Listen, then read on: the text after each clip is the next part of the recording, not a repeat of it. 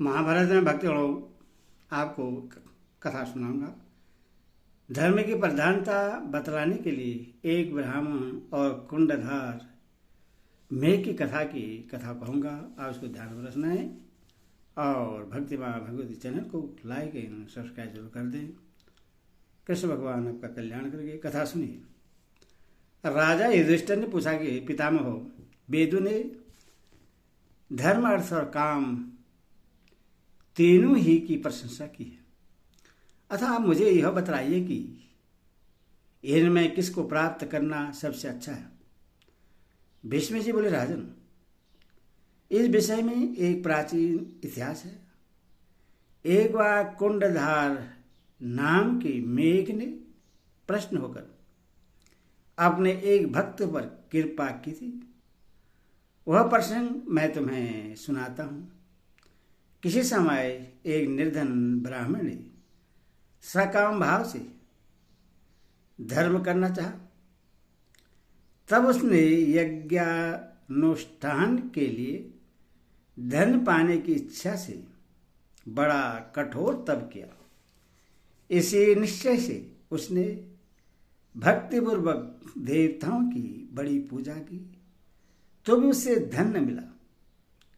एक दिन उसने अपने समीप देवताओं के सेवक कुंडधार मेघ को खड़ा देखा।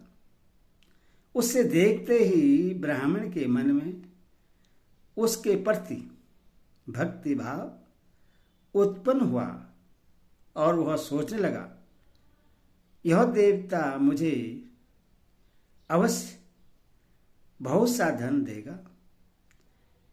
यह सोचकर उसने धूप, दीप, चंदन, पुष्प और तरह तरह के नैवेद्य द्वारा उसकी पूजा की। इससे थोड़ी ही देर में प्रश्न होकर मेघ ने कहा, सत्पुरुषों ने ब्रह्म हत्या, सुरापान, चोरी और व्रत भंग करने वालों के लिए तो प्रायश्चित बतलाए हैं, किंतु कृतघ्न के लिए कोई प्रायश्चित नहीं है। इसके बाद वह ब्राह्मण कुशाओं की सैया पर सो गया। वह शम, दम, तप और भक्ति भाव से संपन्न तथा शुद्ध हृदय वाला था। उससे राधि में कुंडधार के प्रति अपनी भक्ति का परिचय मिल गया। उसने स्वप्न में बहुत से देवता देखे। उनमें मणिभद्र नाम का एक देवश्रेष्ठ अन्य देवताओं के सामने तरह तरह के फल याचकों को प्रस्तुत कर रहा था। देवता लोग उन फल याचकों की शुभ कर्म के बदले उन्हें राज्य और धन आदि दे रहे थे। इतने ही में कुंडधार देवताओं के आगे आकर पृथ्वी पर लेट गया। तब उसने मणिभद्र से ही पूछा, कुंडधार, तुम क्या चाहते हो? कुंडधार बोला, यह ब्राह्मण मेरा भक्त है। यदि देवता लोग मुझ पर प्रश्न हैं तो मैं इसके ऊपर कुछ कृपा करना चाहता हूं, जिससे इससे कुछ सुख मिल सके। तब देवताओं के ही कहने से मणिभद्र ने उससे कहा, उठो उठो, लो तुम्हारा काम बन गया। अब प्रश्न हो जाओ। देखो, यदि इस ब्राह्मण को धन की इच्छा हो तो इससे मनमाना धन दे दो। किंतु कुंडधार ने यह सोचकर कि मानव देह चंचल और नाशवान है, उससे कहा, इस ब्राह्मण की बुद्धि तब में लग जाए, मैं अपने भक्त को रत्नों से भरी हुई पृथ्वी या कोई विशाल रत्न राशि नहीं देना चाहता। मेरी तो यही इच्छा है कि वह धार्मिक हो जाए। मणिभद्र ने कहा, राज्य और तरह तरह के दूसरे सुख भी सर्वदा धर्म के ही फल है, इसलिए इससे फल ही भोगने दो ना। उनमें किसी प्रकार का शारीरिक कलेश भी नहीं है। भीष्म जी कहते हैं, किंतु ईश्वर भी कुंडधार ने तरह तरह से धर्म के लिए ही आग्रह किया। इससे देवता लोग बड़े प्रसन्न हुए और मणिभद्र ने कहा, तुम पर और इस ब्राह्मण पर सभी देवता प्रसन्न हैं, अतः यह धर्मात्मा होगा और इसकी बुद्धि धर्म में ही रहेगी। इस प्रकार सफल मनोरथ होकर वह मेघ बड़ा प्रसन्न हुआ। उसने वह वर पाया तो दूसरों के लिए बहुत दुर्लभ है। इतने ही में ब्राह्मण को अपने पास बहुत से महीन और बहुमूल्य वस्त्र दिखाई दिए। उन्हें देखकर उससे वैराग्य ही हुआ। वह कहने लगा, मेरी तपस्या का उद्देश्य इस कुंडधार ने ही नहीं समझा तो दूसरा कौन समझ सकेगा। अच्छा, अब मैं वन को ही चलता हूं। धर्ममय जीवन बिताना ही सबसे अच्छा है। भीष्म जी कहते हैं, राजन, तब वह ब्राह्मण वन में रहकर बड़ा घोर तप करने लगा। वह देवता और अतिथियों का सत्कार करके बचे हुए फल मूलादि से निर्वाह करता था। फिर फल मूलादि को भी छोड़कर पत्ते खाने लगा। तथा उससे भी छोड़कर पानी पीकर रहने लगा। इसके बाद कई वर्ष तक वायु भक्षण करके ही रहा। इस तरह धर्म पर सदा रहने से और कठोर तपस्या करते रहने से उसकी दृष्टि दिव्य हो गई।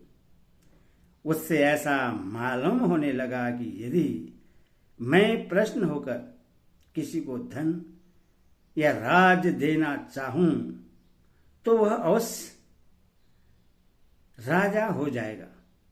मेरा वचन मिथ्या नहीं होगा। इतने ही में उसके तप के प्रभाव से तथा भक्ति भाव से प्रेरित होकर कुंडधार प्रकट हुआ। ब्राह्मण ने उसकी विधिवत पूजा की। तब कुंडधार ने कहा, विप्रवर, तुम्हें बड़ी अच्छी दिव्य दृष्टि प्राप्त हुई है। उसके द्वारा तुम राजाओं की गति और भिन्न भिन्न लोगों को स्वयं देख लो। ब्राह्मण ने अपने दिव्य नेत्रों से देखा कि हजारों राजा नरक में पड़े हुए हैं। कुंडधार बोला, तुमने बड़े भक्ति भाव से मेरी पूजा की थी। इस पर भी यदि तुम धन पाकर दुखी भोगते रहते तो बताओ, मेरा क्या उपकार होता और क्या तुम्हारे ऊपर मेरा अनुग्रह माना जाता। देखो देखो, एक बार तुम फिर इनकी दशा पर दृष्टि डालो। पता नहीं मनुष्य भोगों की लालसा क्यों करता है। इससे उसके लिए स्वर्ग का द्वार तो प्राय बंद ही हो जाता है। इस बार ब्राह्मण ने देखा कि उन भोगी पुरुषों को काम, क्रोध, लोभ, भय, मद, निद्रा, तंद्रा और आलस्यादि घेरे हुए खड़े हैं।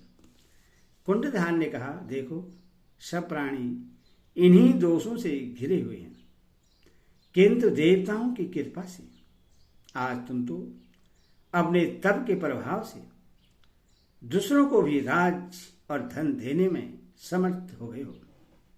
राजन, तब वह ब्राह्मण सिर झुकाकर कुंडधार के आगे लेट गया और कहने लगा, आपने मुझ पर बड़ी कृपा की है। आपके स्नेह को न जानकर मैंने काम और लोभ के कारण आपके प्रति जो दुर्भावना की है, उसके लिए आप मुझे क्षमा करें।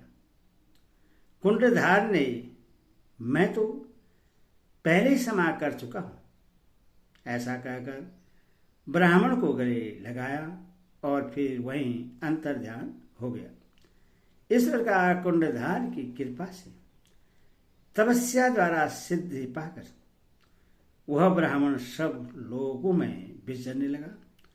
आकाश मार्ग से चलना, संकल्प द्वारा अभिष्ट वस्तु को प्राप्त कर लेना तथा धर्म, शक्ति और योग के द्वारा जो परम गति मिलती है वे सभी सिद्धियां उसे प्राप्त हो गई।